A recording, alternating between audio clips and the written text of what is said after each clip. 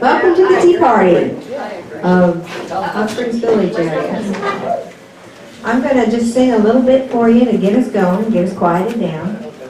And with the subject matter and different opinions that often are expressed, this little song just reminds us to be kind, even when we disagree. Let me be a little kinder, let me be a little blinder to the faults of those around me. Let me praise a little more. Let me be when I'm weary, just a little bit more cheery, and think a little more of others and a little less of me.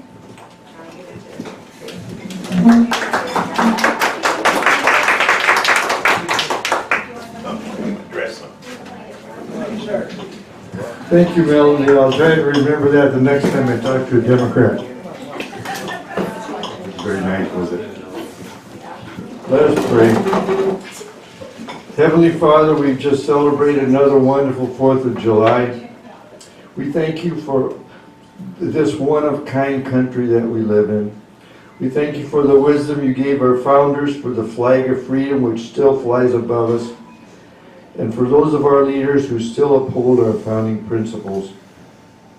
We ask courage, O God, and resources and wisdom now in this election year to put in office those who still know that faith in you is key to our being a good people and staying a great nation. Now bless our time around these tables, we ask, the presenters who inform us, the food which sustains us, and the hands that have prepared it. In Jesus' name, amen. Please stand for the Pledge of Allegiance. I pledge allegiance to the flag of the United States of America and to the republic for which it stands, one nation, under God, indivisible, with liberty and justice for all.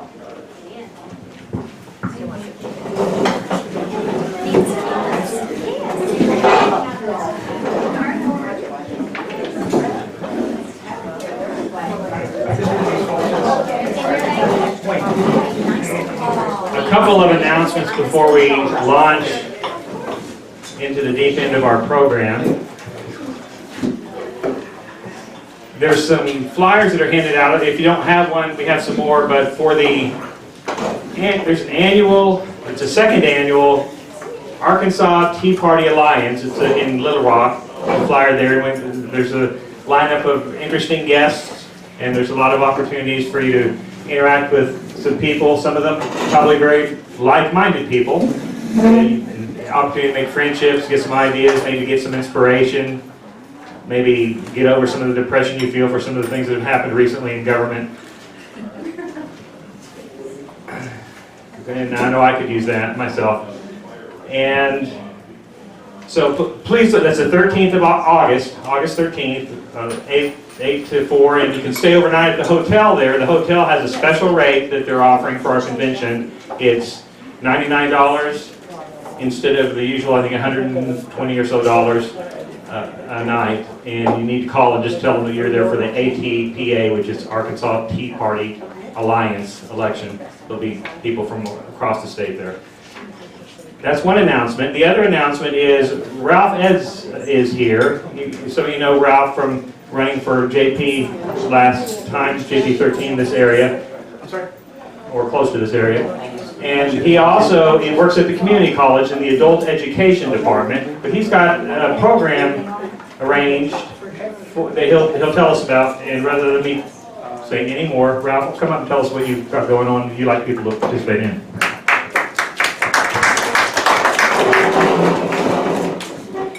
How many of you use Facebook? No one uses Facebook, okay. 1 or 2, 3 or 4, okay. Then everyone hasn't seen, we put out a flyer on Facebook and posted on the Hot Springs Village Tea Party and the Garland County Tea Party and Arkansas Tea Party Alliance and Garland County GOP. We posted that Bruce Westerman is going to speak on July 28th at the end of this month at National Park College. The time is a little different. It's going to be 12:15 p.m., so just right around lunchtime. And the reason we're doing that at that time, I work in the department where we do workforce training, and I asked Bruce several weeks ago if he would speak at our advisory meeting. So we're having our advisory meeting just a few minutes prior to that, and I've invited the general public to come hear Bruce speak right after our advisory meeting. So we're going to meet at the Derrick's Auditorium at National Park College. It's 101 College Drive. That's on July 28th. That's the week after the Republican National Convention, I think. What time, 12? 12:15 p.m. So at Derrick's Auditorium at National Park College. How many of you went to the political meeting where all the candidates spoke at National Park College before the election last March? That's where it's going to be, in that big auditorium there, theater seats. So, and we'll probably repost that again. And if you use Facebook, you'll be able to see it there.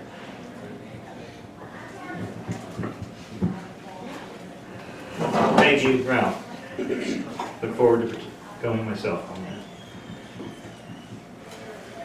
that. Our first presenter, our first speaker, is Mark Alspaugh, and he has an interesting life that he's lived thus far. But I see a hand waving back there. Jay, what is it? I'm so sorry to interrupt. I have to leave early. Otherwise, I would just wait patiently until the end. I want to make a very quick announcement, please. This is about a movie. Has anyone seen the Free State of Jones, or the Free State of Jones? Of Jones. No one. Okay. Hey, go see it. Actually, you could almost call it a political statement as well, because it points out clearly that the original people that voted were Republicans. Okay? And it points out the role of the Democrats in terms of slavery. This takes place during the Civil War, and the person that's starring in the movie, McConaughey, looks exactly like the original Newt Knight, Newt, N-E-W-T, Knight. The movie takes place in the Civil War during that period. It's very close to the real history. So it's a history lesson as well. I had never heard of it. I've been looking it up for 2 days, okay? And so I found a wonderful link that if you guys wish, I can send it over to my girlfriend here. And she can blast a link out that actually gives you the history. It's actually good if you kind of read that and then go see the movie. It's well worth it. It's at Carmichael. Now let me warn you. It is graphic. It's about the Civil War.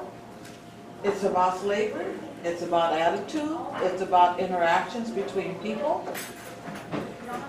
It's all of that, but it's our history and it's relatively real, and it will actually give you a patriotic feeling, because I walked out of there feeling like a Knight person, okay? So I would suggest... Like what person? Knight. The guy that starred in it, it's about this guy. His name is Newt Knight, K-N-I-G-H-T. And I will send a link over, because this actually happened. It's a real state, in the state of Mississippi.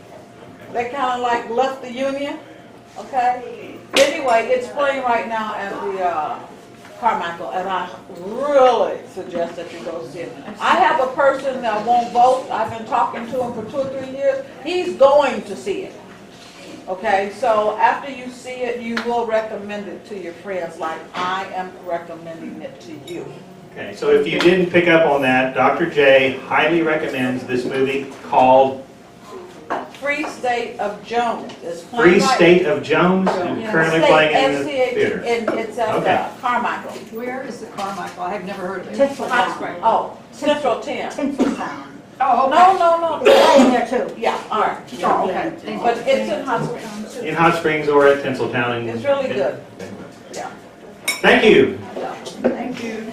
Another announcement? I'm sorry, before you start, but on the same line, Dinesh D'Souza Hillary, the documentary on Hillary, is coming out in the theaters August 26th, no, July 26th. This month. July? Awards. I've been looking for it, yeah. You should go the first weekend. that it's Yes. playing. Absolutely. We went to see the Sousa in Fayetteville, and he said that if you go the opening week, and for example, if there is 100 theaters, the first week, and if it does well, it doubles to 200 theaters. So that. Okay, so that's the point. About going the first week, you have a more of a chance to influence. If you want more people to see that movie, more theaters will show it. Okay. Thank you. I'm sorry. 22nd. Mark Alspaugh, our first presenter, had a career in aerospace and defense industries. He was a senior program manager of NASA and DoD programs, about a dozen or so different DoD programs. Was a member of a system design team for the Minuteman missile system. He was the CEO of a company that designed and manufactured the first of its kind hybrid electric buses. He moved to the Village in 2003. That's been a little while. With his wife, Betty. Everyone say hi, Betty. Hi, Betty.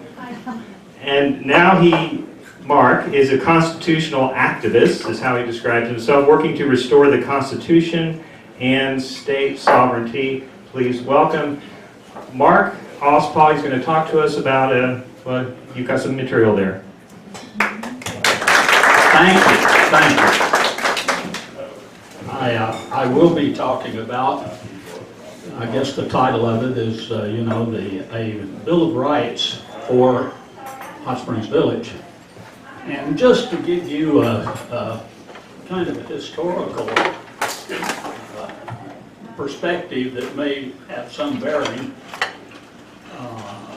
when the original Constitution of 1787 went out for ratification, in the course of the reviews by the various states, something over 220 amendments were proposed right during the ratification process.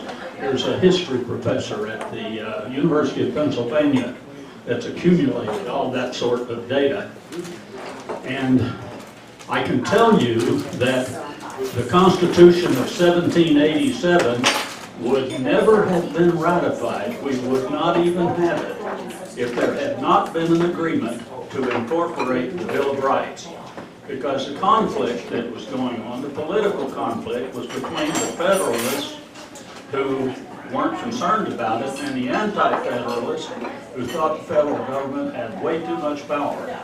And so Madison and Hamilton and the Federalists agreed that if the Anti-Federalists would ratify the Constitution, one of the first things they would do is incorporate a Bill of Rights. And so Madison took all of those amendments and boiled them down to 12, and those 12 amendments were then narrowed down to 10. The 12 went out to the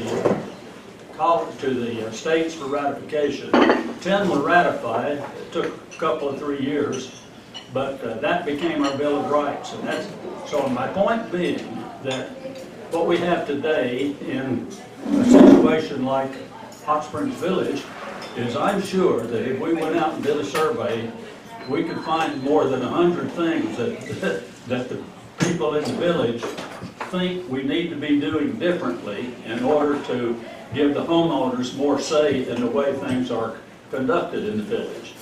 eventually that would get boiled down, and the AARP has done some work on what might be an appropriate thing for people who are in homeowners associations like us to bring forward as a possible Bill of Rights. Now, the village is a typical common interest community, and what that means is it's designed to operate amicably for the mutual benefit of all of its residents. The things that the village is supposed to do for its residents is to maintain a number of amenities, and you know what they are: golf courses, tennis courts, a performing arts center, the walking trails, and all of the other things that we have that make the village a very special place. They also are supposed to maintain architectural standards and maintenance standards, provide security and maintain the roads and public work assets, all those things that you know. And that's basically what a common interest community, all of them do, are things of that type. Here is an important thing that's unique to the village, and I'm going to just read this verbatim because what Hot Springs Village was founded for is captured in this paragraph that comes from the Encyclopedia of Arkansas History and Culture. Hot Springs Village was founded in 1970 when John A. Cooper Sr. decided to develop the 20,000 acres of land into a retirement community modeled after two other successful planned communities, Cherokee Village and Bella Vista. By 1969, Cooper had been approached separately by two people with the idea of creating a retirement community. The two were State Senator Bud Canada and Peter D. Jors, president of the Dierks Coal and Lumber Company. After touring the property by air, Cooper realized the potential of the land and immediately bought 20,000 acres of land from Dierks Forest, Inc. His plan was to create a peaceful retirement community in a natural setting that would offer all modern-day conveniences without the hassle of living in an urbanized city. Unlike his other two communities, Hot Springs Village was created as a gated community in order to provide security for its residents and as an experiment to see if the gated community would result in more residents than the non-gated community. Now, there's some very important information in that. Two pillars of that founding principle were what? Retirement community and security. Where are we today in the preservation of those two founding principles? You know, as long ago as when Bob Shoemaker was one of the board members, published in the Village Voice on the front page was the statement, Hot Springs Village is not a retirement community. That may be the right thing to do, but I think the identity of the village needs to be decided by consensus of the people that live there. And that has never happened. Whatever the image of the village is, it appears to come from someplace up here, and we're just told this is what the village is. Now, as I said, it may be that we need to change the identity of the village and make it something like a destination, whatever that means, a destination place, or something entirely different.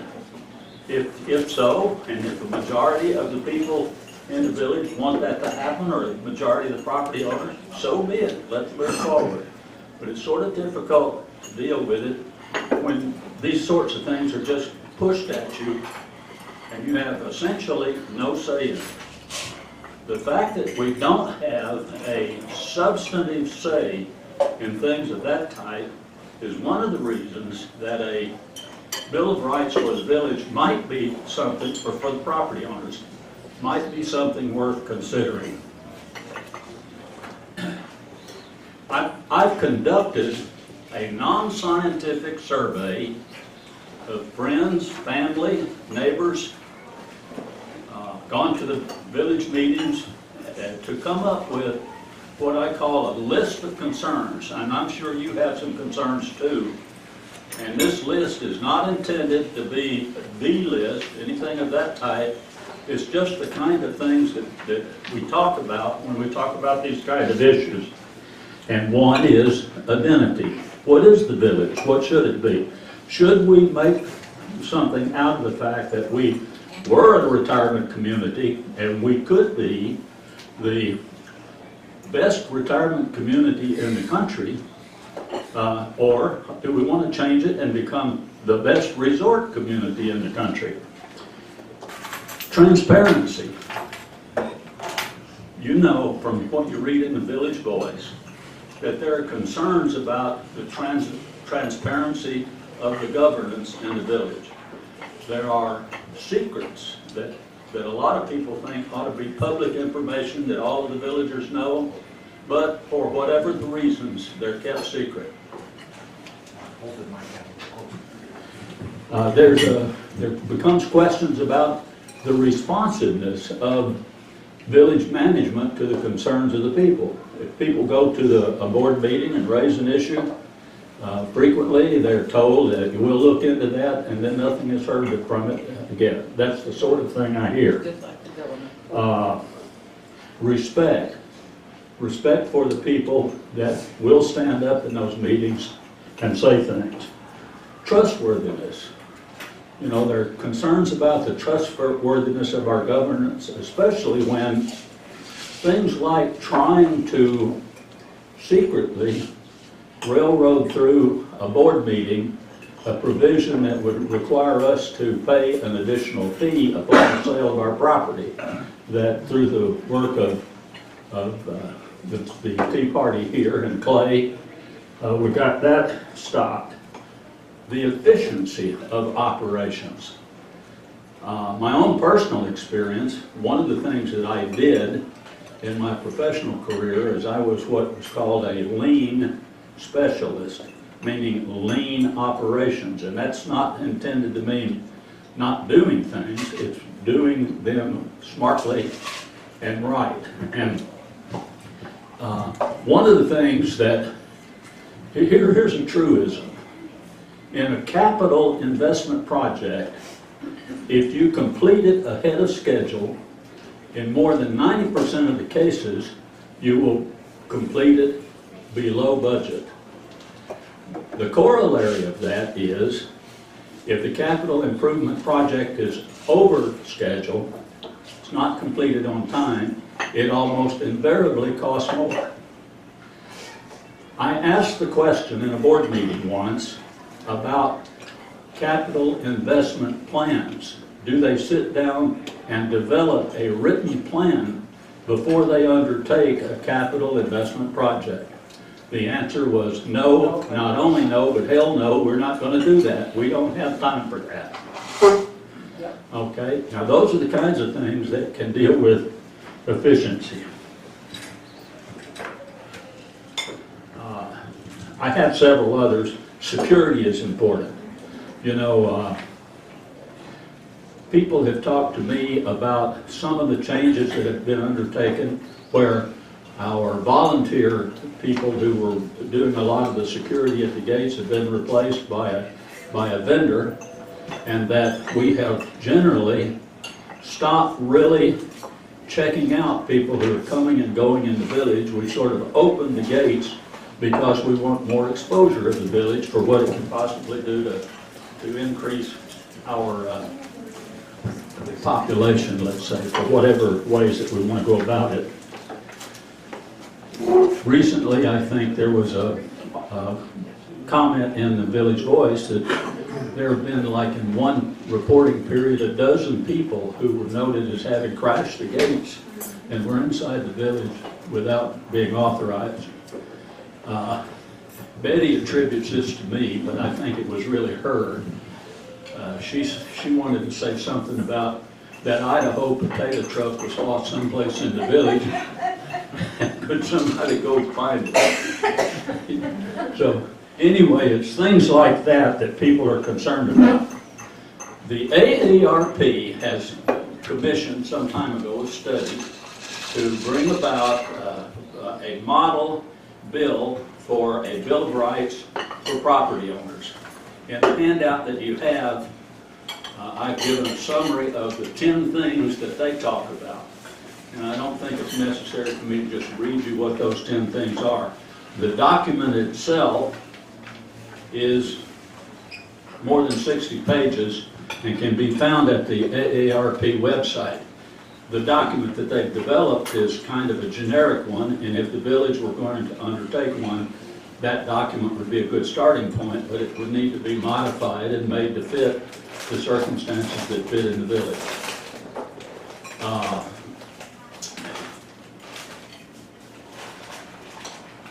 You know, the bottom line of all this is, answer the question, is a Bill of Rights for property owners in the village a good thing for us to be thinking about doing? And if so, would the Tea Party, this group right here, undertake a project to make that happen? And the answer to that is affirmative. There are a couple of things that would need to happen. One is we'd have to figure out how to make it happen. And number two is we would have to develop the substance of a Bill of Rights for the village that we would propose for the property owners. And you know, with that, Dale, Clay, I would be happy to field any questions that. Fight back and forth with the mic. Okay, here's a question from Nancy Ennis. Nancy, wait. Are you suggesting that we take what the AARP has said as a model? I have a little bit of problem with AARP because they're more liberal. Let me answer. Okay, thank you.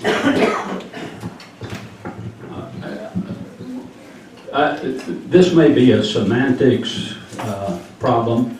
The AARP document is not something that in its present form is useful for the village. I think it does help in sort of giving you the guidelines of how such a document or such a Bill of Rights ought to be put together. And I don't know what the 10, if we decided 10 was the right number, what the 10 rights might be. And that's something that would have to come about by spending some time studying it, talking with people and finding out what the major concerns are, and then dealing with a right that is specifically addressed to those sorts of things. Thank you, I appreciate that. Yeah, and let me just add to that too. I had some feedback very recently expressing that do we endorse what the AARP endorses? And so I gave my personal reply as my wife and I did not personally, we did not continue our membership with AARP over the AARP's endorsement and campaigning for Obamacare, which they did very heavily, and of course they sell insurance that benefits from that program and that. But nevertheless, just because there's a strong philosophical agreement on several points doesn't mean that there's not something valuable to gain from looking at that. And so here you are, Jack.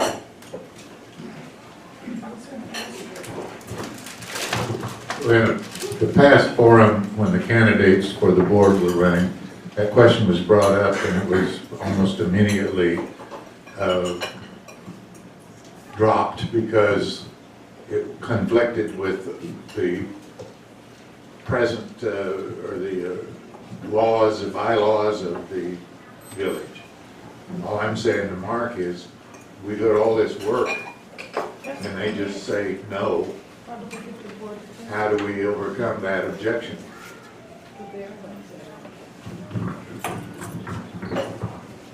I don't need it, Mark. We already know that they are going to say no. So how do we get, because I was thinking exactly the same thing. The idea is wonderful. So assuming that the board is going to say no, how do we get it implemented or put in place? Yeah, let me throw out, because it's a little bit related to, earlier Mark credited me and the Tea Party with defeating the the fee that was going to be assessed for transfer of real estate. That properly goes to the Hot Springs Village Board of Realtors, which called an emergency meeting and acted quickly as a group. I was part of that, and that was the motivating event for me and Jim Buss, who's the principal broker for Big Red Realty, or the owner, to file to run for the board of directors. And that probably caused some concern on the board's part, and may have had some influence in that being stopped. But I want that credit to be properly attributed to the board of realtors of the village for that. And so when a group of people get together and they make some noise and they take some action, sometimes you can make a little bit of difference. There is no way that we could force the POA or the board of directors to adopt a Bill of Rights against their will. You know, that's just the reality of what we're facing. Now, my own personal opinion, and there may be others here that have some opinions that are better, but I think if we had a petition effort that is signed by a substantial number of the property owners in the village that says such a Bill of Rights should be adopted, and it should be placed on the ballot for the next time an election is held in the village, that the board would be hard pressed to ignore that. You know, if they're truly looking to deal with the issue of divisiveness, as they said, refusing to respond to a petition is almost un-American, isn't it? Yes. And so I think they would be hard pressed to deny the right of the property owners to vote on the matter. And if the property owners vote no, then we forget it. There won't be a Bill of Rights. But if they vote yes, it should be incorporated into the operating documents of the village. Yes, ma'am. Do you have a way to reach, do we have an outreach? I can't hear. Do you have I have a big voice. Well, but turn it way up then. Do you have a way to reach the non-residents owners? Because there's a lot of them and you need their vote. Right. I do not know how that can be done, but I don't have a doubt that it can be done. You know. Probably through the county records. County records? Okay. Tax records, probably. If you're gonna research 17,000 names, it'd be search. It would take you months. There is a list that the POA has of the owners, but they won't release it. We tried to get a hold of that, and they say that's not open to the Freedom of Information Act, because it has certain aspects of property owners, where you live, what property you own, and so forth. We thought about getting a hold of that list and appealing to the unimproved lot owners, but they refused to let it happen. The only way I see to force the POA to do anything is band together, elect somebody to get on the board. Now this is not, you're not going to do this overnight. It's going to take you months, if not years. But until you get somebody on the board, and preferably 2 to 3 members, you're not going to force the POA to do anything. That's why we filed our lawsuit, because they wouldn't do anything. So I don't see any practical way of getting it done this year, for instance. So maybe somebody else knows about it. Have you ever tried a recall? There's no provisions for recall.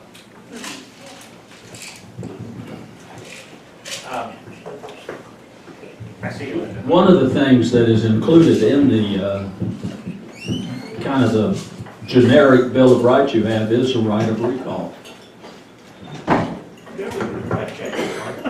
Linda.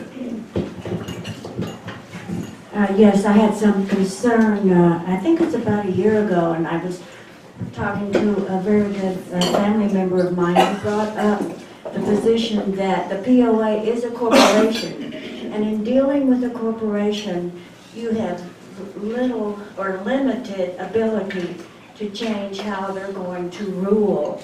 Now, we have had people here who have come and wanted to change things throughout, the county, and to set a position where your voting would be to get so many people to sign petitions, and that would make it happen. The only way I could see that we could make this happen would be to actually take it district by district here, have certain people committed to your effort, and have the petition signed and present that to them if we did move to do that. And I would hope that we would, because there are many things that we need to address. And one of the things that you mentioned was that transfer fee of the realty companies. And yesterday I was looking at various properties because I'm thinking about selling mine and buying another one. And in Diamante, one or several of the properties mentioned was a transfer fee, and you would have to separate that with the owner, the seller, and the buyer. And I went, transfer fee? I never heard of such a thing in the village, and I just didn't know whether that was just according to Diamante's laws, which may be separated from the village. I'm not sure and understand that whole arrangement. And then your other, we talked about security coming into the village, and this morning I had a big truck show up at my residence I'm redoing, and I had 2,000 pounds of mulch dropped off. Well, I thought it was going to be this afternoon and I was not going to be able to be here.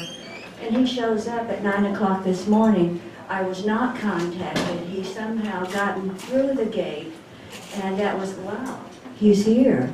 And no one called me, and I had plans for this afternoon, which was dedicated to 12 to 2, that he was going to show up and I was going to call in and go, okay, let him through. So yes, we do have certain things we have to acknowledge, and we have to be very dedicated to that, because you're right, there are certain people who will stand up and say things, and we have to acknowledge that there are things that we have to take care of. Thanks.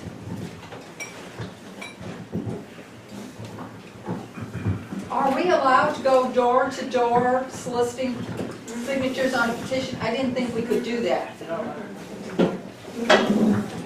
I don't think so. If you live in the village, you can do that. You can't. Yes, you can. But they'll call on you if you do. You have to deliver a casserole at each house. Yeah. Oh, forget it. I'll leave it. Make some cookies. Just buy a bag of chocolates and drop off. Yeah, that'll do it. You know, you In get 400 for $12. Invariably, you'll have a resident that'll call about that. Let me take a shot at that, and I don't want to indicate that this is the answer, but what I've heard is the sort of thing that you can't go door to door if you're campaigning for a political party or someone running for election. But as an individual, you know, you can talk to your neighbors, and you can certainly ask your neighbors and your friends to sign a petition. There's nothing wrong with that. Now, having said that, I think before we undertake something like this as a group, we should get a legal opinion that what we're doing or propose to do is not going to create problems or trouble. Okay. So is anyone in here a lawyer that would just quickly render a legal opinion? No, I'm not a lawyer, but I have a comment. Okay, yours.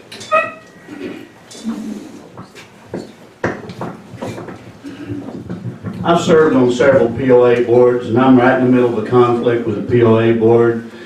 But I will ask every one of you, how many of you read your master deed? Raise your hand. The master deed? How many of you read your bylaws? Raise your hand. Okay, there's your problem. You have no idea what you can and cannot do.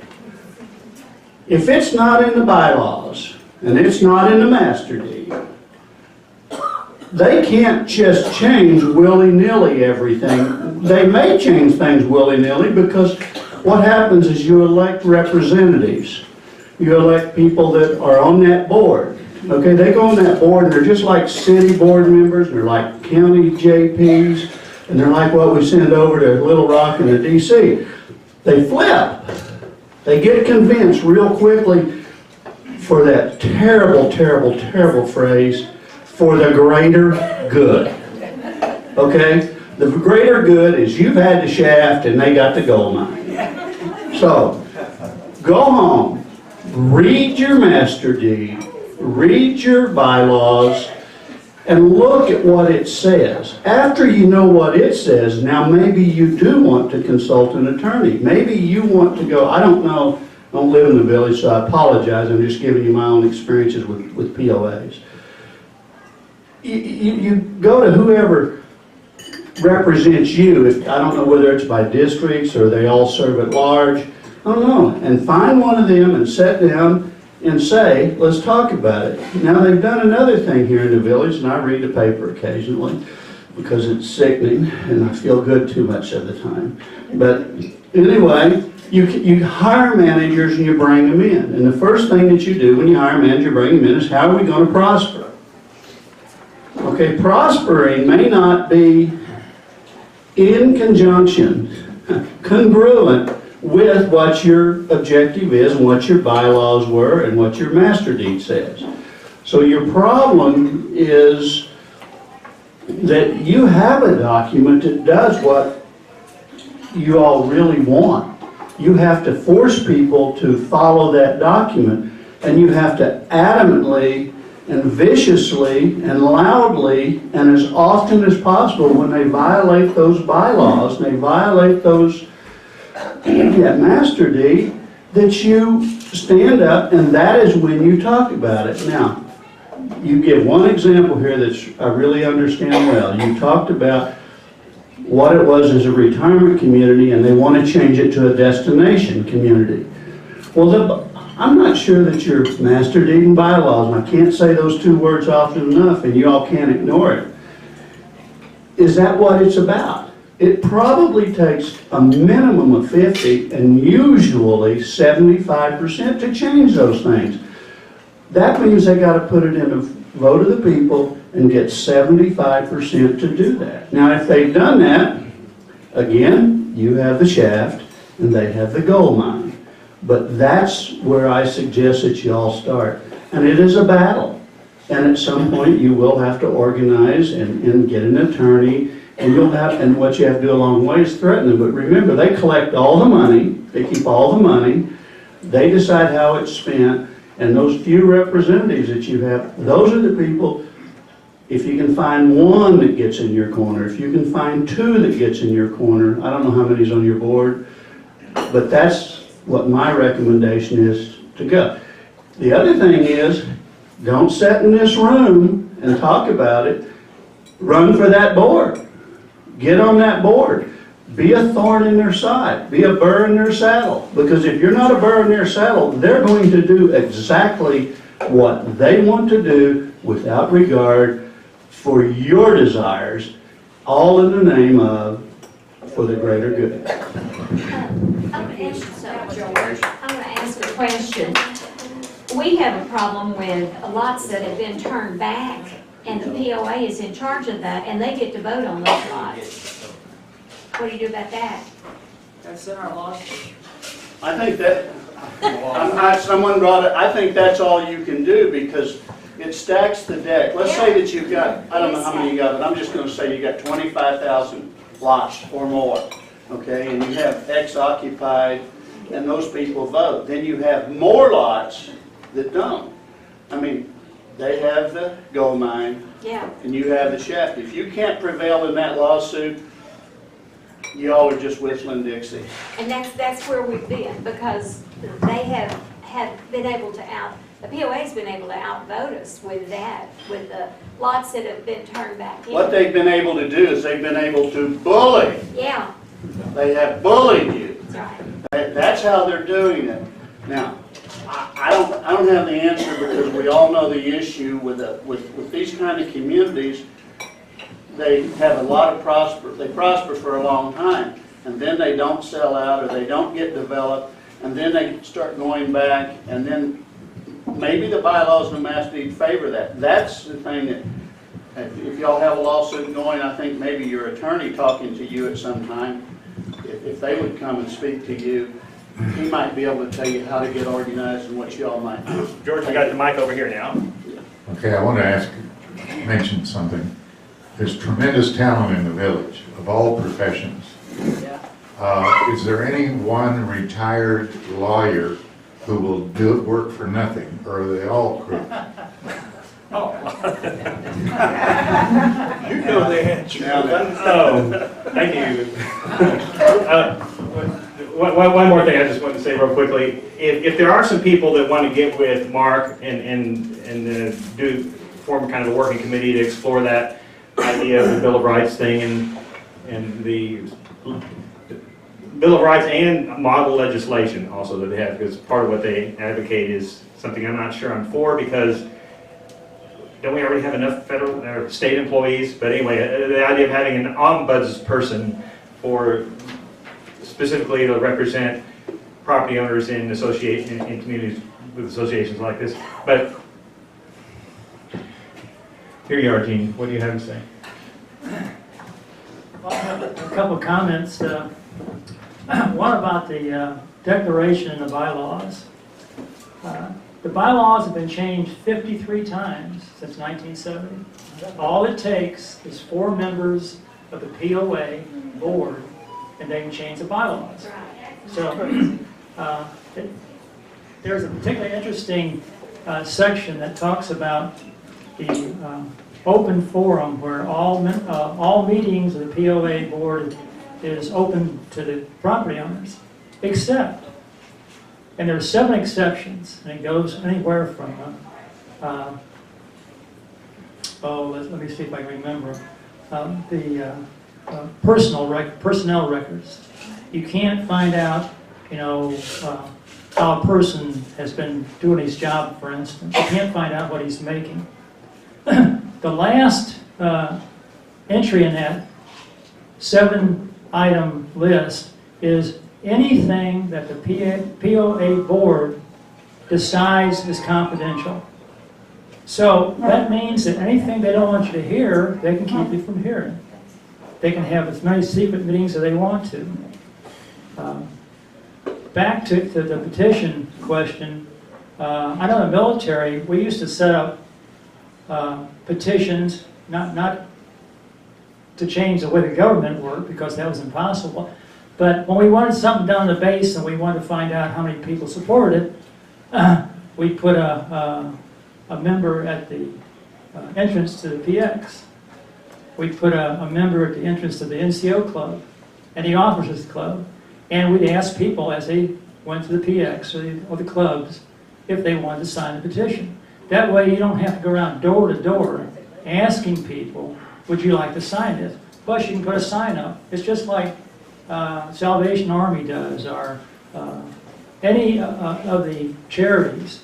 They don't wander around door to door. They put up static positions, put up signs, and then ask you to give, or ask you to sign a petition. And I agree with what was just said. The only way you're ever going to get anything done in this village is to get people on the board. You have to elect them. We had 2 on the board that was really on our side, and that was Lemmings, Frank Lemmings, and Atkins. Atkins. And of course, they fought a losing battle because both of them quit. They just had enough and walked off. But you've got to get people on there and keep them on there and keep them after the board. That's the only way. Right now, the POA is like on an Air Force base. They tell you, the word comes down from some general to some colonel to some major, and finally they tell you this is what you're going to do. And there's no recourse. You don't have any way to change that. When I first entered the Air Force, I was griping about something one day, and this old sergeant told me, Garner, this is not a democracy. You don't get to vote on where you go or what you do. And that's the way this village is run right now. Mainly because we've had 2 Air Force colonels as president of POA for the last, well, at least the last 3 years. And there's also a couple other military men on the board right now. So if you want to live on an Air Force base, that's what you've got right now. Except for security. Except for security, you're right. We don't have any airplanes.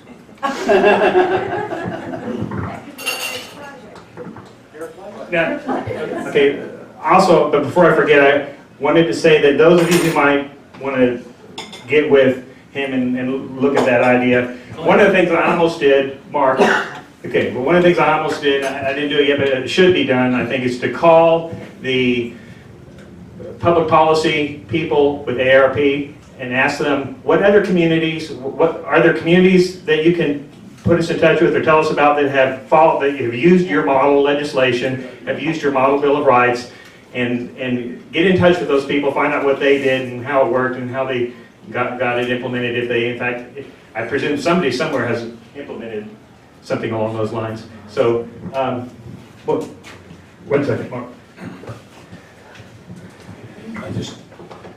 I just have one question, really, and that is, when I moved here a number of years ago, I moved here because it was a gated, secure retirement community. It is no longer secure. It's no longer gated. You can forget about that, because it seems to be a strong influence to make the village a resort. In fact, the Trinity people now list it as a resort in all of their literature. So I think something very basic has to be decided before we make any progress, and that is the will of the people. Do we want a gated community, or do we want a resort? Maybe I'm totally out of step with the rest of the village. Okay, Mark, if you could real quick, though, because we're out of time, we need to give our next speaker. I agree with those comments. The two major issues are, what is our identity, and how do we feel about security? Now, if you're interested in being a part of a team that pursues this wherever it might lead, please email me, and I failed to give you my email address, so let me just give you that. Or you can see me after the meeting, and I'll give you my email address. And Clay, before Mark sits down, I want everybody to know on the 15th of this month, Mark's going to become a year younger. So let's say happy birthday to him. Man, I keep up with things. And I want to wish you a happy birthday. And I want to mention one thing, because one thing that we all talked about was how you're going to do this. But this all relates to money, you know, and which way are the dues going to go? I don't know that I agree with what the board's doing or disagree, but they are struggling to figure out how to increase the revenue. That is a big issue, and how do you do that? And if you change this, they're trying different things to do that. It's always about the money, people. Happy birthday. Okay. Our next, what? Just something real quick, someone else said. And again, you know, we're talking about Hold the mic up close. being part of the board. Well, Clay You tried. ran for that. Yeah, Yeah. So not only we have to get somebody on the board, but we have to get behind that person. that's right. And if we want to make any changes, we have to support the changes. So if he's willing to run again, you know, we really need to run a campaign to get him there. Thank you. Let's hear it from Myra Davidson for Board of Directors. Okay, and our next presenter was born, as opposed to the alternative, in 1937 in Hamilton, Mississippi. Moved to St. Louis later, enlisted in the Air Force in 1954. He met and married the very same gal he's still with, Donna, in 1962 while attending Advanced Electronics School at Keesler Air Force Base in Biloxi, Mississippi, which was interesting because my father went to a long electronics school there also in the Air Force. Our daughter Danielle, their daughter Danielle, was born in Las Vegas while they were stationed at Nellis Air Force Base, over there near Area 51. And he spent his Air Force career in avionics, airborne electronics, overseas and in the U.S., served in Germany, France, Libya, Southeast Asia, and Greenland, and stateside for 12 years at various bases, his last assignment being at McConnell Air Force Base in Kansas as superintendent of the PME laboratory, which is precision measurement equipment laboratory, I think. Retired in 1977 as Master Sergeant with 23 years of active duty in the Air Force. He worked at Abbott Labs after that and retired after 15 years. He was the electronic test manager for the Diagnostics Division in Dallas. They moved from Dallas in 1995 to Hot Springs Village, and they say we have owned property here since '98. Danielle, their daughter Danielle, by the way, interestingly, works for the U.S. State Department. And is it true that her email server is in your utility room in the village? In the kitchen. That's interesting because, you know, the State Department servers were hacked. Hillary's blood. Maybe we should all have a private server. Let's all get everybody should get a private server, I guess. So. And she's scheduled to go to Frankfurt and work in the consulate in September of this year. But they moved to Hot Springs Village for natural beauty, the security of a gated community, peace and quiet. Have you found that peace and quiet? Up to last year. A small Arkansas town, and in their 23 years of Air Force service, they had moved 15 times and thought it was time to put down roots. And they say that they're very concerned about the direction the POA boards have taken. Please welcome Gene Garner. And by the way, one more thing I'll just mention in case he doesn't say it first.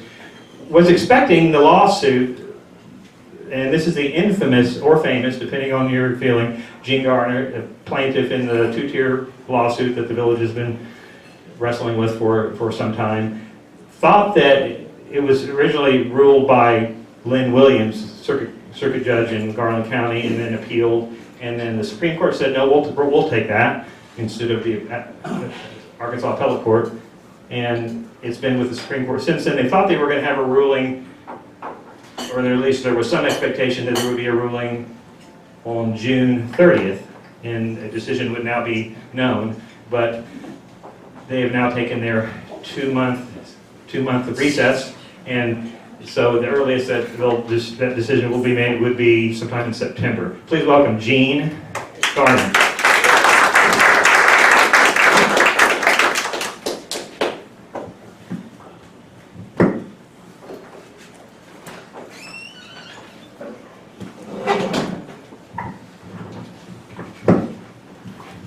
Thanks, Clay. Donna told me to hold it down, so I'd like to bring up something about the transfer fee. You hold the mic up for us. Yeah. I don't know if you remember, but about a month ago, there was a rumor came out about a transfer fee that when you bought or sold your property, you had to pay a 0.75%, 0.85, that's right, 0.85% fee to either buy it or sell it. This is going to be a big problem for realtors because who is going to pay this fee? On a $200,000 house, it was $1,700. Well, it happens that there's Arkansas laws against transfer fees. In fact, the title of it is Transfer Fee Covenants Prohibited. That means that you can't suddenly decide, like the POA did, that they want to charge you for selling your property. Unless it's in the declaration, which it's not, or if there's agreement in your paperwork when you buy or sell your property, and you agree to it on the front end that you're going to pay it, they can't charge a transfer fee. If they want to charge one in the village, they'll have to change the declaration. And that takes a 2/3 majority, 66% of the property owners have to vote on it positively. So, I don't see any way that they can pass any kind of transfer fee like this. It's not in there, and I don't think will ever be in there. So, it's dead now, and we never found out why. But I think it's because they found out there is a Arkansas law against it.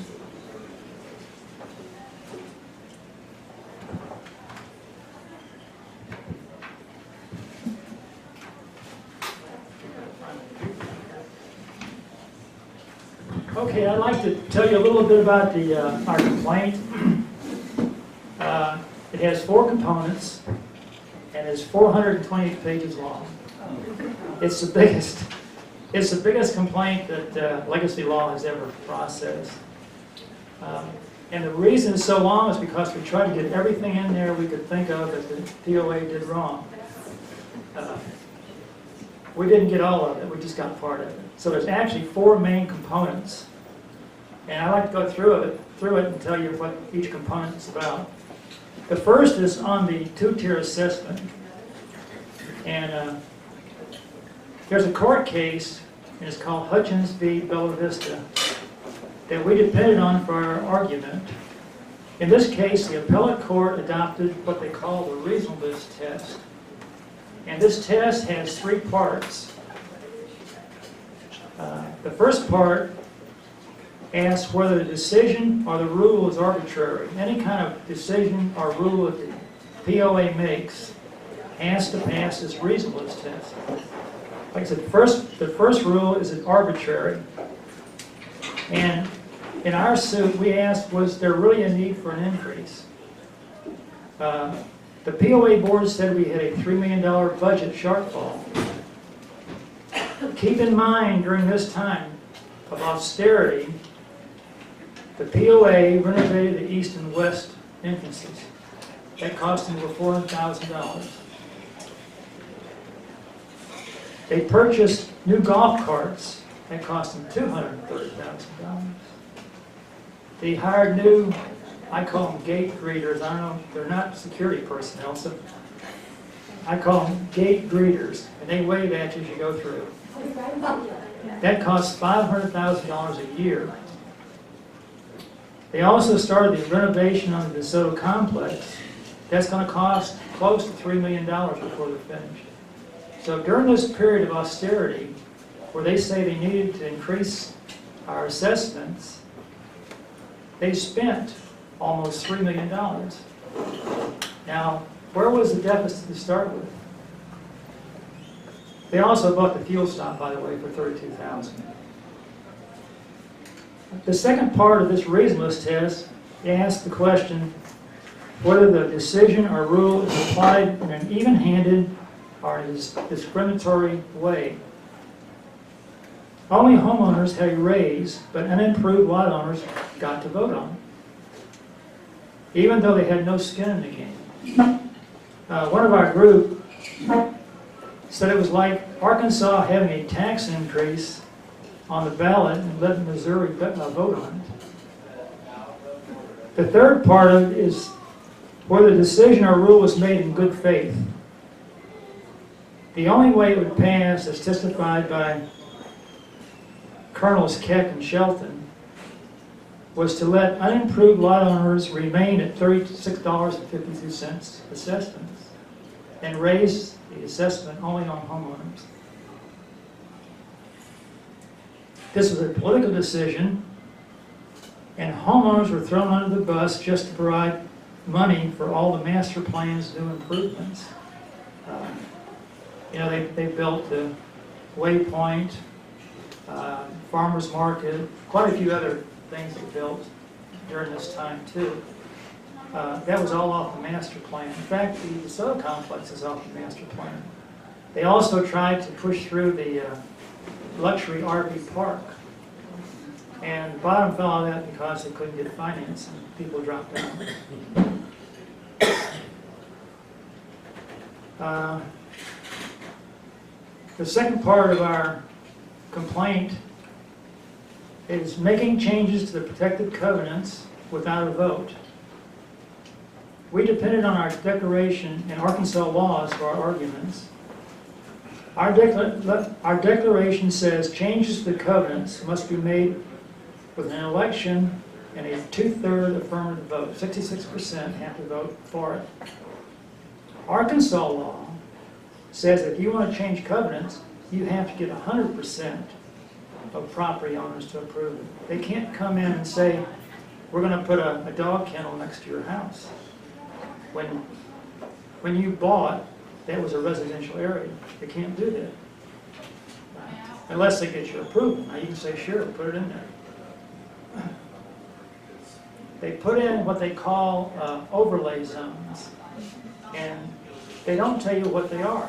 They're just something that they're going to put something in there in the future. And you don't know what it is, how it's going to affect you. In fact, the RV luxury park was on an overlay zone.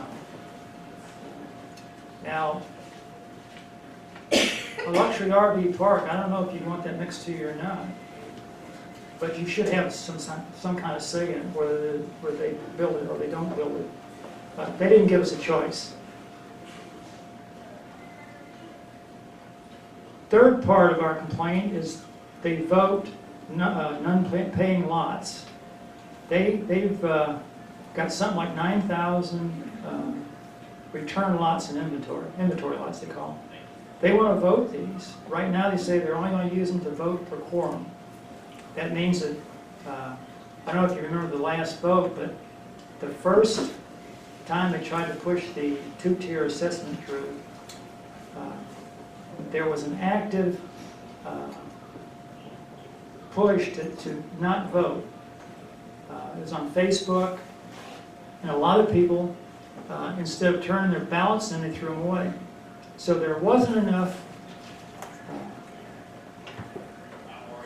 property owners that responded to get a quorum. Well, in the declaration, there's a clause that says that they don't pass on the first try. The first try, they need 50% of property owners to respond for a quorum. The second try, they need 25%. Third try, they need half of that, which is 12.5%. Eventually, they get down where they only need 2 people for a quorum. Our lawyers really laughed when they read this because it doesn't really make sense. Anyway, they want to take these lots they've got an inventory and vote them for a quorum. But they could take them and vote them to pass a new assessment increase or do anything else they wanted to do. And we say that's not right, and we challenged it. The fourth part of our complaint is using general assessments to fund the master plan. They take money from our assessments that's supposed to be used to fix the roads. If you notice DeSoto, between Kalela and I forget the other street, but it's terrible. There's potholes, there's places they've tried to patch, but it needs to be repaid. They say they don't have the money to repay it. Our assessment should go first to fix the streets, to improve the water plant, to do the housekeeping that we need to keep the village running like it should. They've spent that money, and they've spent it on stuff like I read before, the east and west gates, the DeSoto complex, the golf carts. Hold the microphone up. Okay, sorry. Our declaration says a special assessment must be used for specific new construction. When they want to build something, they should have a special assessment which lasts for a limited period of time that applies to everybody, unimproved lot owners and homeowners. They didn't do that. They're using the general assessment for these special projects.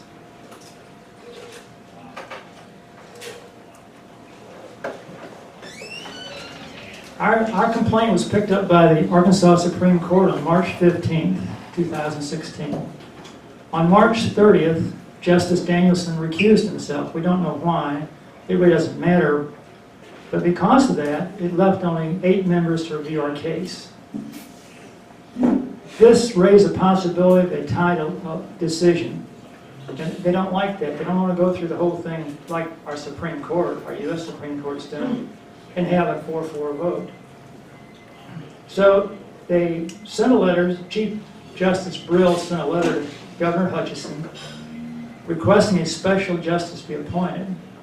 And he was appointed on May 19th. Mr. H.E. Cummings, he's an attorney from Little Rock, was appointed as a special justice to sit on the court for our case alone. That's why this case has taken so long. Our case, like I say, first went to the Supreme Court March 15th, and here it is, what, the 5th of July, and it's still in the Supreme Court. Usually they get a case through, and they get a decision within 4 weeks. This has been something like 4 months. And it looks like Clay said, that we're not going to get a decision until after recess. Recess is from 1st of July to the 1st of September. So hopefully when they come back, they can give us a decision sometime in September. It could be October, it could be November. We really don't know. We can't get a lot of information from the Supreme Court. For instance, when they're on the recess, they'll hear motions, but they won't make decisions. And you can put a motion through to ask for a deposition or ask for an extension, and they'll approve it. I guess there's 1 or 2 justices that come in, but there's not enough to have a full court and decide on the decision. I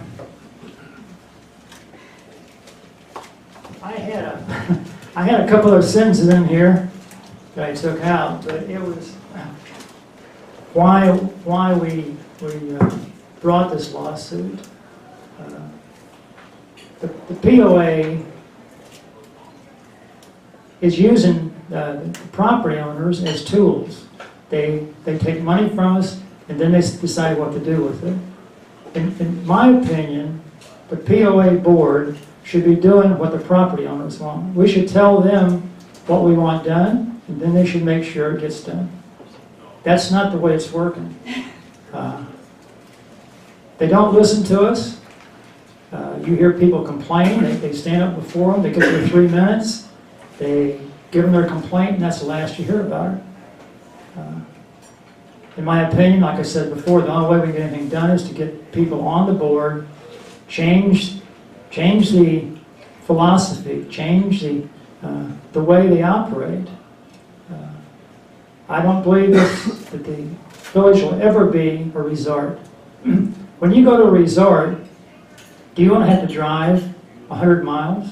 Usually you like to fly in, rent a car, drive 20 miles, you go to Disneyland or whatever resort you're going to, and you stay in a first-class hotel.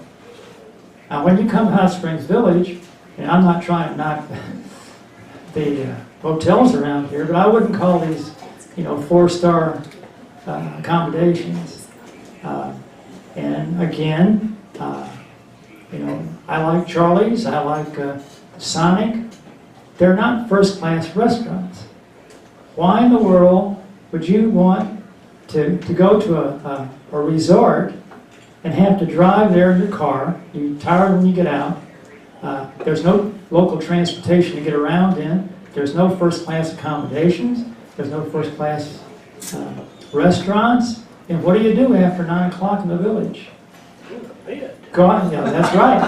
That's what I do. Well, who's still awake after 9 o'clock? But this is what it takes for a resort. You have to have the transportation. You have to have accommodation. You have to have the nightclubs, or whatever you want to call them. And you hope that the younger people with the money come in. And they're not going to spend them at Sonic. They're not going to spend all that money at Walmart. So until the infrastructure gets built up, the village will never be a resort area. You can't. People won't come here. I don't know if you've heard of that. There was Dog Patch Dog Patch, Arkansas, and it folded because it's out in the sticks. You couldn't get there. There's no place to stay. If you look at Branson or any of these other real resorts, it's easy to get in, easy to get out. They've got good accommodations, they have good food, and you can spend 2 or 3 days and you go home. That's not true here. There is a strong rumor that they are getting ready to build on the beach, off the beach, first class hotel. A very strong rumor. I've heard that rumor. Yeah. Where? Off of the beach area, I think. Don't need it, don't need it. Sir, I have a question going back to the lawsuit also. I think we all know that they're already collecting money on the increase in the dues and everything, and we all know they're not going to spend it. They got it put aside. But what happens if, I'll say we win the lawsuit? What happens? What we're going to get our money back or what? Good question. Good question. I have no idea. I don't know what their plans are. But let me ask you a question. Why are they putting that money in escrow? Why aren't they spending it? Why are they putting it in escrow? Why aren't they spending the money? That's right. That's right. Now, people ask me, what are our chances to win this lawsuit? I think we have a good chance. If I could predict that, I'd be down at Oak Lawn every racing season, betting on every winner. I have no way of knowing. I didn't expect that we would lose in circuit court. We lost. So I can't predict what the Supreme Court's going to do, but it is telling, I think, that they put the money in escrow.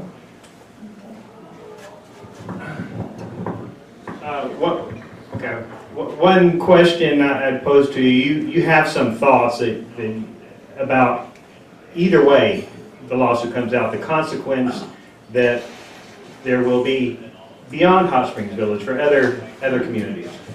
You want to remark on that? Sure. There's basically two court cases that affect all of the POAs in Arkansas and also in other states. The first is Kell v. Bella Vista, and the second is Hutchins v. Bella Vista. And out of these two cases, we're basing a lot of our argument, and also the POA is basing their argument.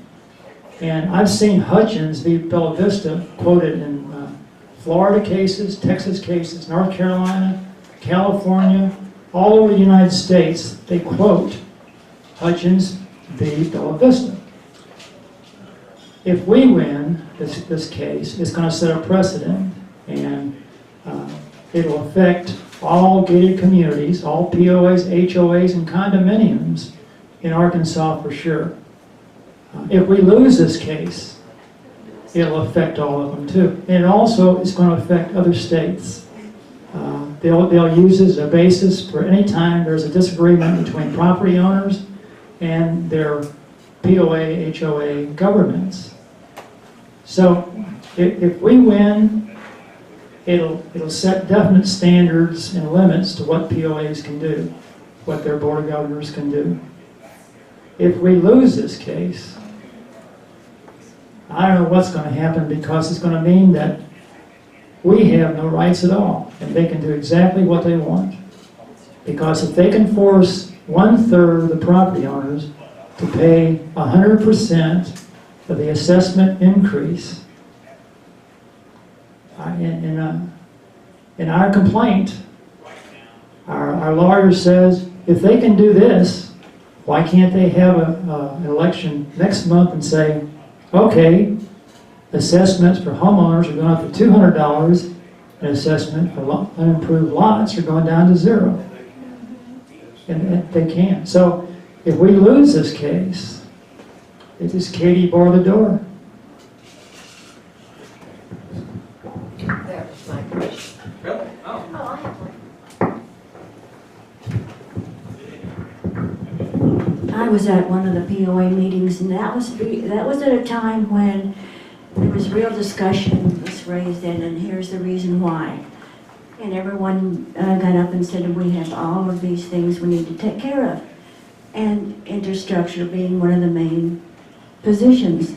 So I went up to the accountant, the lady, I don't know her name, Leslie, and I said, we seem to be doing well right now. Why would you all press for that? And then the other guy came over and says, well, it's just infrastructure. There's so much that we have to do. And I went, oh. And they had positioned so much money, millions of dollars. So you can't relegate as to where are they really standing with all this. So, I mean, I was perplexed. I mean, I didn't really know what was happening. And so I stepped back, and I had remembered that the president had said at that same meeting that if we don't get this passed, then we will put it on the utility bill. And what happened recently? If you looked at your utility bills, mine went from $118 to $135. They have put it on the utility bill without us even knowing it. I mean, that's my position, but I did ask other people around me, and they said, oh yes, I've noticed that too. So yes, they will do these things without a vote, and you're exactly right. We need to pay attention. And it's because it's not a tax, it's a fee. If it were, we voted for, if it was a tax, they couldn't do that. Okay, we have a little bit more time. I just got one question. The same thing happened in Bella Vista, right? With the 2 tiers. What was the outcome of that? That's a good question. In Bella Vista, they had a assessment increase, and let me see if I remember. Yeah, take this for what it's worth. I believe the homeowners were asked for an increase of $12, and the unimproved lot owners were $4. I think those were, the homeowners had to pay more because they said that the homeowners used more of the resources. The lot owners, just lot owners, paid less. They passed it, and it really made the homeowners mad. So the next time they came along and wanted an assessment increase, everybody voted against it. And because of it, Bella Vista is no longer a gated community. They're now in Arkansas, small town. They get revenue from the state for their police and fire departments. They still have a POA, but it's kind of a voluntary thing. It completely wiped out the common interest community that was once Bella Vista. And that's what's going to happen possibly to, well, I've heard stories, I'll tell you one of the stories, one of the rumors, that they want to get rid of the gates, take the gates down. If they do, they can make DeSoto an Arkansas road, and they can get money from the state to repair it. Of course, you're going to have people coming by your house that before couldn't get on, well, couldn't get in the village. Theoretically. Yeah, theoretically. Yeah. Sir, that's exactly what happened at Tellico Village up in East Tennessee. We own property up there, and when we bought that property back in the 80s, they told us that that parkway was Tellico Parkway. It belonged to the village up there. They had a small fountain at one end and a little something at the other end, which was only about 7 miles long. But then they had an accident. A boat hit the bridge over the Tennessee River on the interstate highway, and they routed traffic around through Marysville, but Cooper agreed to let them bring the traffic along Tellico Parkway. They wrecked it. The trucks and everything just wrecked the parkway. So they gave the parkway to the state, and they made it a county road. They improved it, but no more fountain, no more little monument or whatever it was at the other end. And as you said, they could come in and park in your driveway with their boat trailers and everything and put their boats in the water, and that's exactly what happened. Well, we sold our property and moved to the village here, but looks like the same thing could happen here. Yes, you're right. I'll point out that when you get through with all of this, you're just talking about where the value of your property is going. Is it going to be constant, going to go down, is it going to go up? If you were to take the gates down, work with the counties, Saline and Garland, and make all your roads county roads, and then you'd pay the tax, and then all of that property, those 9,000 lots that are out there, would ultimately get sold off because you'd virtually be dissolving the people that now own them, is what you would be doing. They're all going to get sold at an auction, at the tax collector's auction. Now, that might, as egregious as it may sound to you, that might stop the increases, control the cost, get the county involved. All the things that the POA is doing would probably disappear and be taken over by various services, but at the end of the day, you would be just like everyone else in the county. Okay, so you would have some control in who you elect and a representative for you as you do now in JPs, and you might have your own city. But the question that y'all have, and I want to repeat, I belong to POAs, but I don't have a horse in this race. But when you go through this, just what the emperor here mentioned, they sold out because they wanted to be in a gated community. What your POA is doing is making this an ungated community. The benefits that you had are disappearing, and the burden of everything the POA claims, which is all of the unsold lots, they're amortizing over you. So, you know, what you mentioned happened in Bella Vista, that may not seem like the best to you, but it might be the very best from a financial point of view to you in the long run. And as realtors, I'm sure that Clay and Melanie, they can tell you more about the values going up and down, and I'm sure some of you all follow it. But it's difficult to sell property and get the price of the real value of it in the village unless you have really unique lots. I had a friend sell a house here for $103,000 that located in a different spot would have brought $135,000 if it had brought a penny. Well, the problem with that is that a lot of these inventory lots, you can't build on. That's true. So they'll never be sold. People won't buy them. That's the Ponzi scheme part of what they were doing. Well, they were buying it for use of the common properties. If the village goes away, if it becomes a small town, there'll be no common properties. Those will be municipal swimming pools, municipal golf courses, and they'll probably set the price that they want to charge to get into it. With all these 9,000 inventory lots, that's another sore point with me. We don't know what kind of lots they are. We don't know how many are buildable. We don't know how many are view lots. I bought the lot next door to me for $1,001. It went up for auction at the Saline County courthouse. And when it came for bid, the POA bid $1,000. I bid $1,001, and they let it go because they wanted me to pay the assessment. Well, that was great because it's right next door to me, and it's probably a $5,000 lot.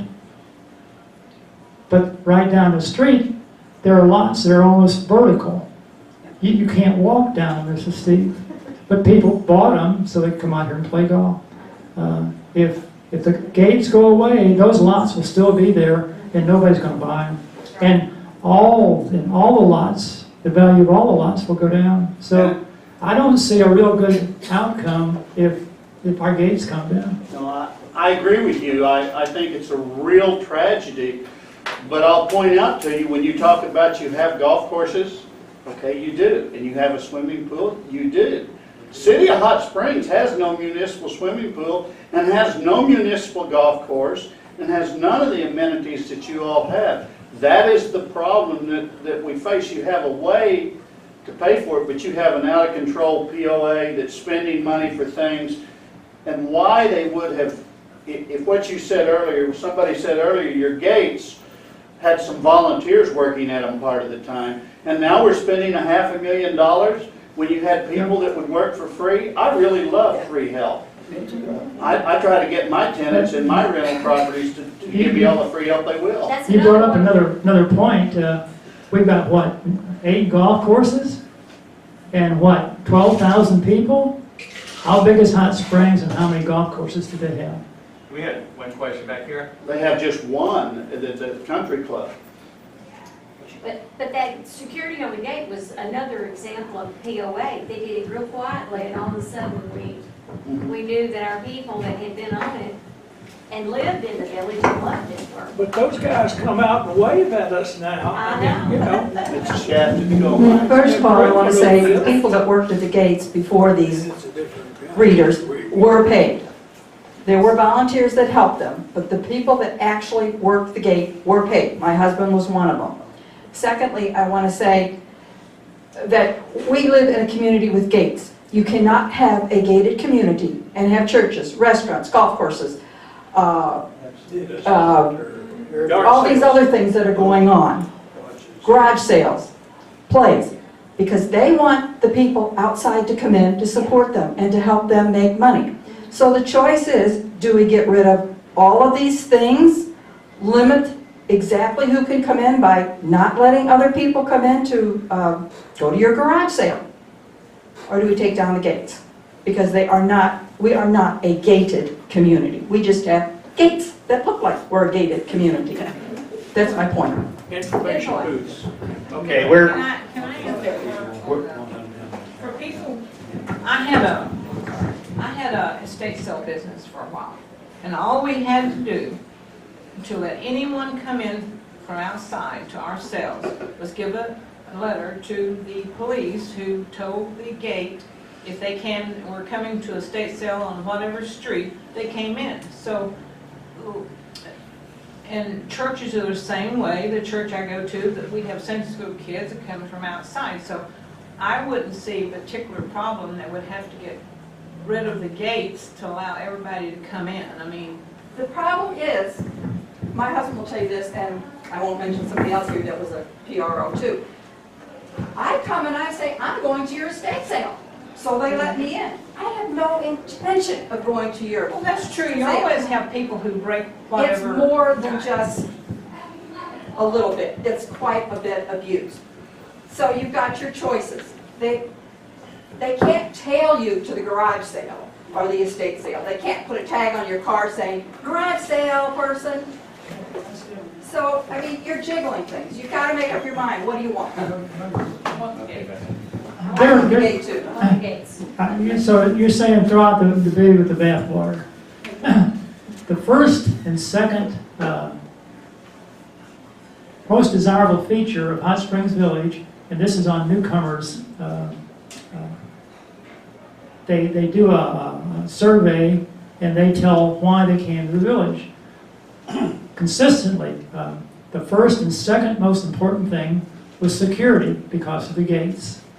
Now, I'm sure that there's a way to figure out how to let people in and do it in a way that we can select who comes in.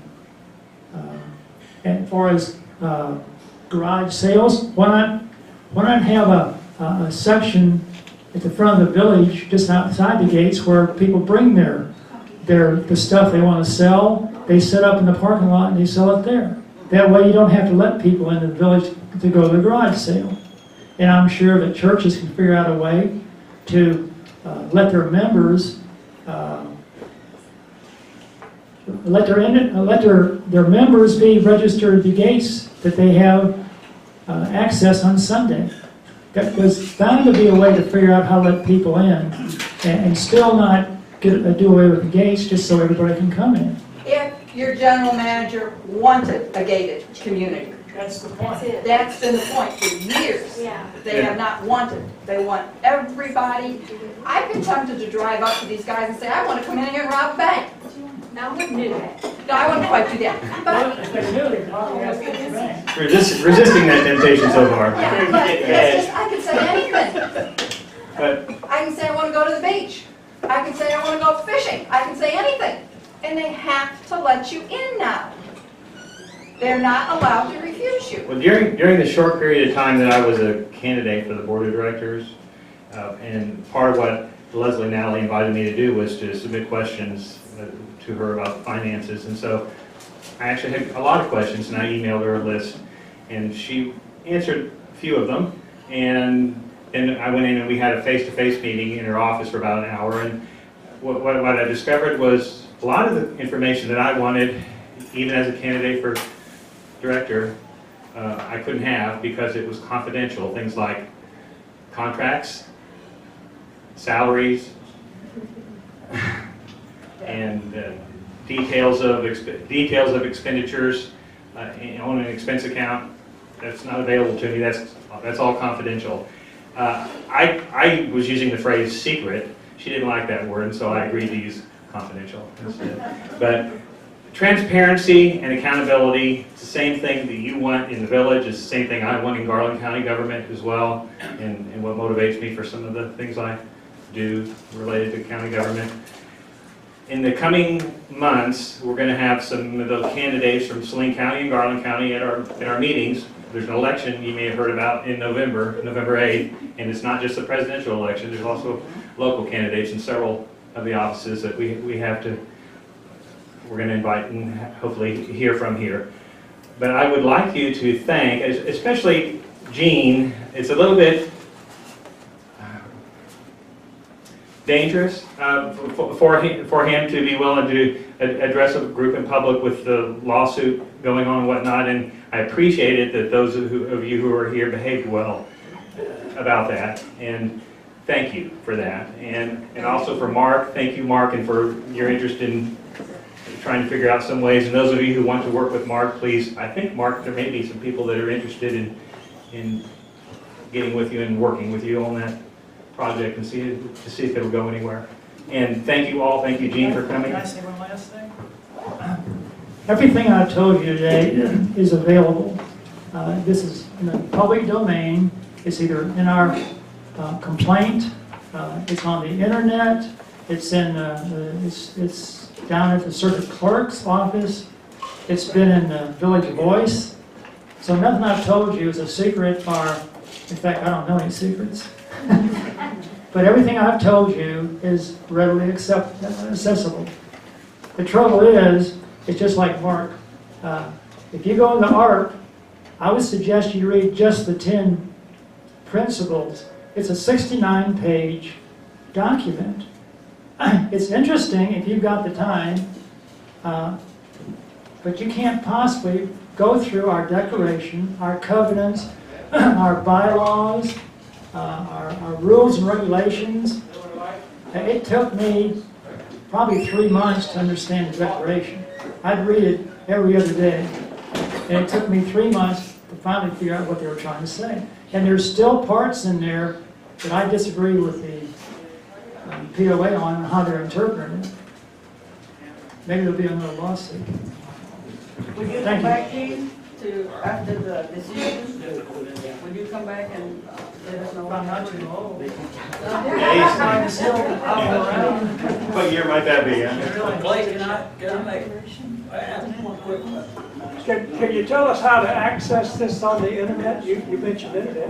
Well, first of all, it's really easy to get a lawsuit. For instance, I had no idea when I first started. Let me speak to that real briefly. Good. Hot Springs Village has a tea party. We have a website, hsvtp.com, and if you go there and look at where it says the HSVPOA, hover over that, and a drop-down menu comes, and it's a link to the site where they have all these documents, all the filings, and it's a long list of documents, but you can read all the documents. Is that what you were asking about? Yeah. An easy way, or you can Google Garner v. POA, POA Village, or Hot Springs, Garner v. HSV POA, and up will come our complaint.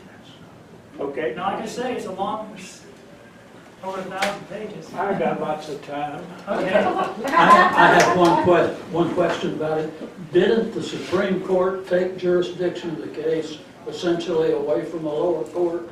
Yes. And what are the implications of that? They know it's going to be precedent setting and Yeah, you're right, Mark. When you appeal a court case, you go through the circuit court, you lose, and you appeal it, it goes either to the appellate court or the Supreme Court. Now, to go to the Supreme Court, there's a document you have to fill out, and it says, we want the Supreme Court to take this because, and it lists a number of reasons.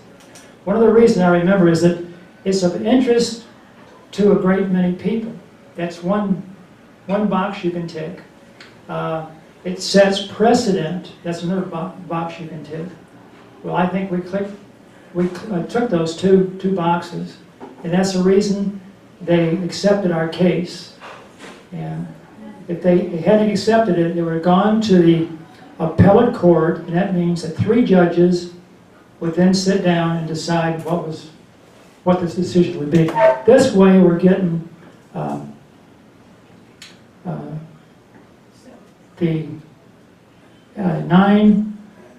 nine Supreme Court judges, all of them to sit in, and you get a lot bigger pool, so you get a lot more knowledge. But I didn't think that just 3 people could sit down and read all this stuff and really understand it and give a good judgment of it. I have one question. You mentioned Bella Vista, the lawsuit against Bella Vista. Was that settled? Who won that, and what was it about? And would that have any thing to do with our case against the POA? I'll gladly talk, but it's going to take about 5 minutes to say. It's interesting because if you're a wonk, if you're really interested in stuff like this. Well, let me do this. Let me pronounce us adjourned, and then you can still hold the mic. Okay, so thank you all for coming. We are officially adjourned, and I'm giving the mic back to, next month. Yes, what about it? You want to go around?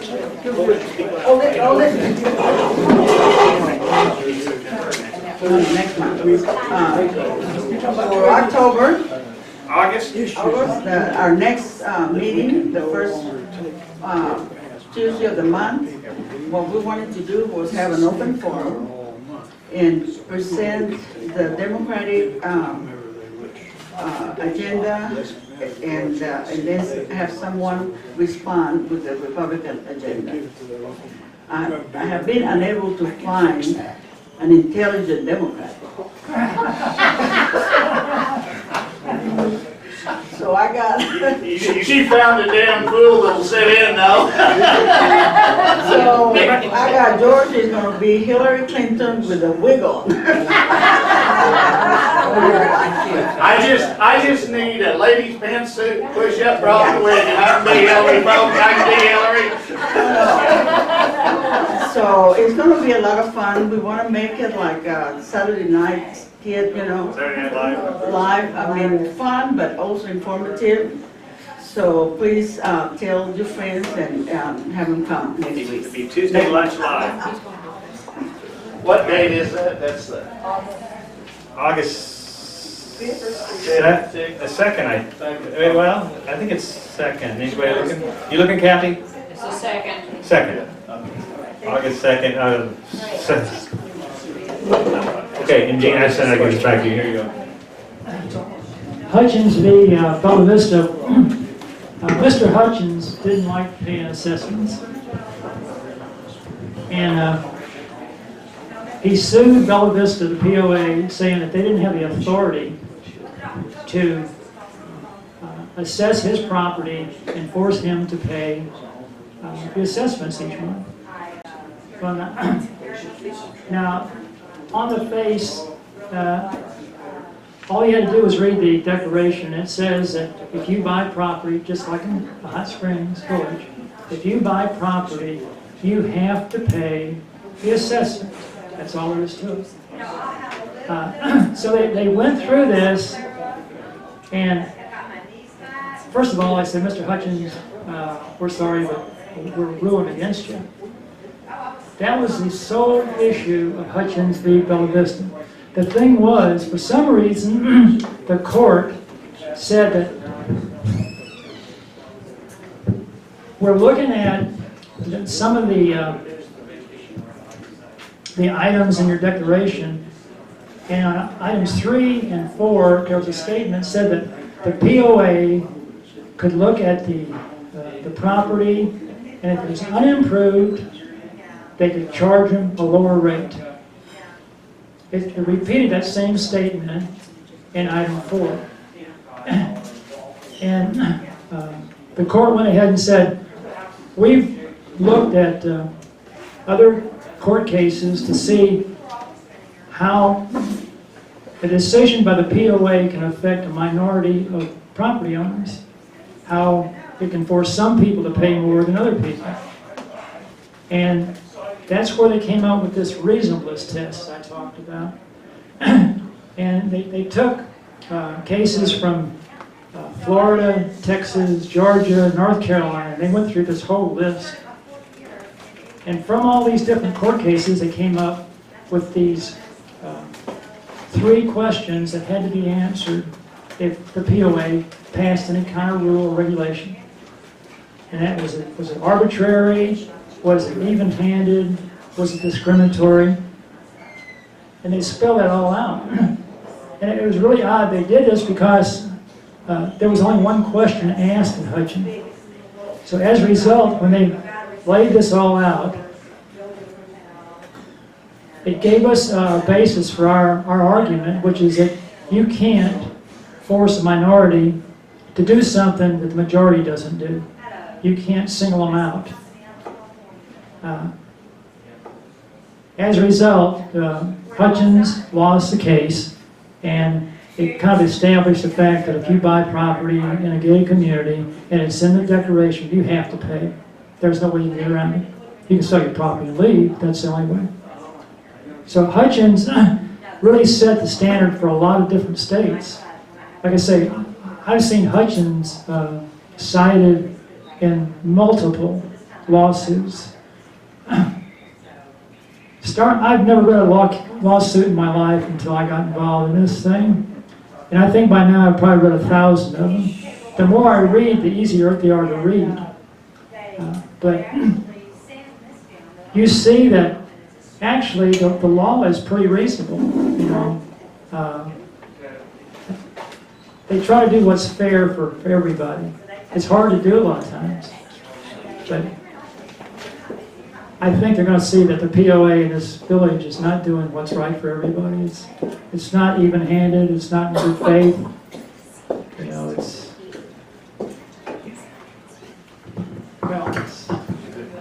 not transparent. There's no transparency. Thank you, and Donna, thank you for coming to this good meeting.